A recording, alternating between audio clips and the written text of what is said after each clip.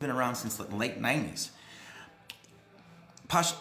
Russia has said from that time until today, their position has not changed 1 inch. No NATO countries on our western border, not going to happen. We will attack. It's too close because you can, with ballistic missiles, you can, I mean, from Kiev to Moscow, they can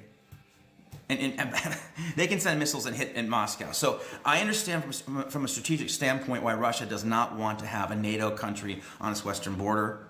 That'd be like having Canada or Mexico on the other side with us. We'd never allow that to happen. So, and Russia's the second biggest superpower in the world, so what they say matters. And what happened in Ukraine matters too. I'm not in any way minimizing what's happening to Ukraine at all. We want everyone to walk away from this negotiation this week with what they need, essentially what they need. But again, no one's going to get everything they want. So if Russia gets to keep the 20% of the Ukrainian border they've absorbed, and then we do like a demilitarized zone along that line, Russia's happy. Trump's team has floated the idea of giving Ukraine special status in NATO.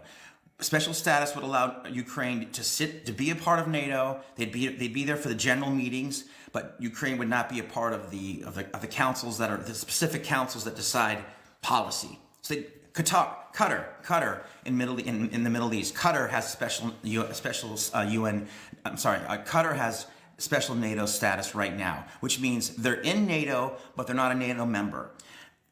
Trump is trying to get Putin to accept that move. So again, that would be a victory for Ukraine. They're not joining NATO as a full member, but they're a special status country, meaning they're in NATO, but with no power to vote on things. But they're there hearing what NATO's saying. They're in the mix.